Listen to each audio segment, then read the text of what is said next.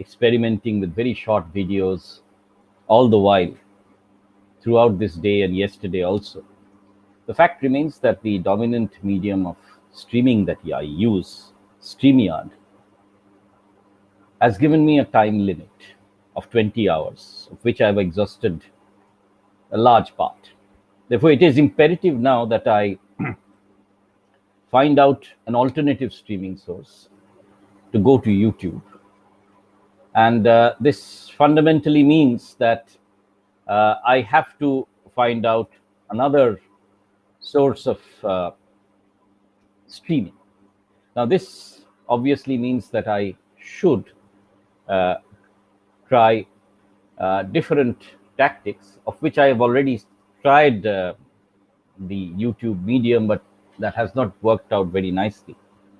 Therefore, I've come to another streaming platform called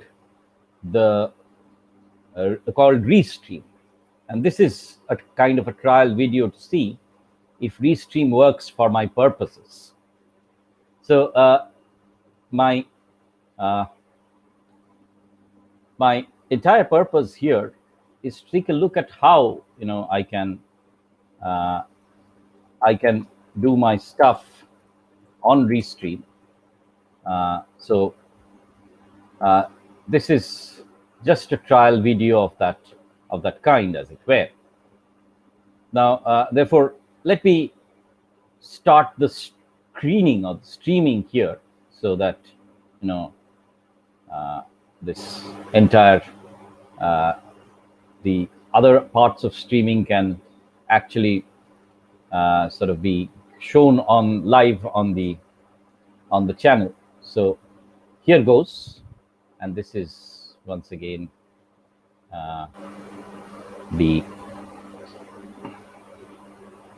streaming as such.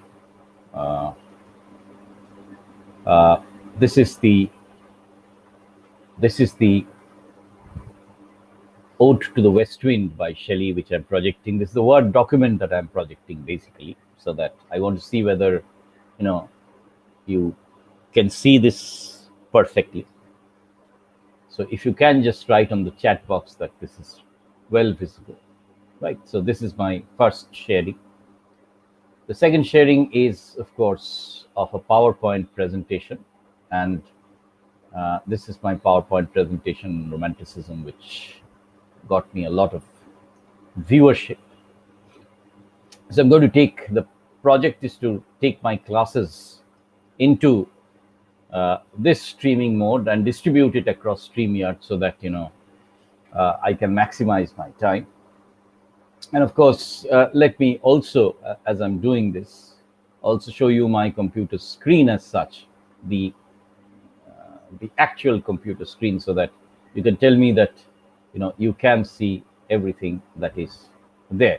So if this works, then what happens is that I've got an alternative kind of modus operandi through which I can sort of reach out to students. And the only difficulty with this particular form of communication is that it seems I am unable to schedule the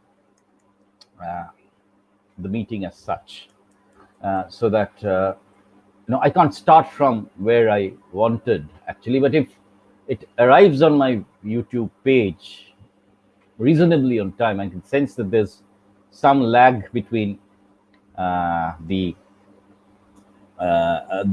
my saying and probably the streaming, but then that's okay. I'm not seeing it. I'm not seeing my own streaming. You are. So there's no problem with that. So that would virtually mean that I have once again access to certain more hours of live studio, right?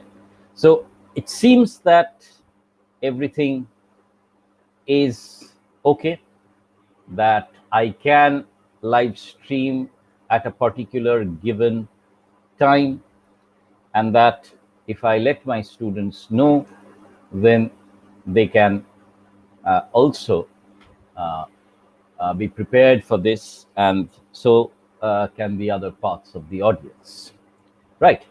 So I have deliberately sort of kept on rambling a little bit because, you know, the point remains that uh, the point remains that I want to find out whether a reasonable amount of time can be given to this streaming platform so that it's suddenly not terminated and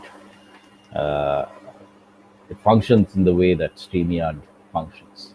So this seems to be a reasonable alternative, and I hope between this and StreamYard it will give me enough time in the day so that I can look at comfortable streaming across. Right. Thank you very much for watching that. I will experiment with a few screens now. They've given me a few options. So this is the other option that they've given me. I can of course invite other people on screen. I can play local videos. The one of the facilities that this is giving me is to pre-record videos and then play them on the stream. So I might try that some point of time or the other. But this would be another experiment so that I can simultaneously do something other than taking a class.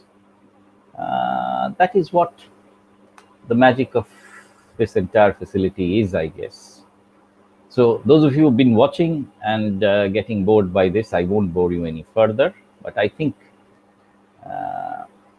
it suits my purpose to a reasonable degree. Thank you very much for watching, and with that, this is the point where I end the stream. Have a very good evening.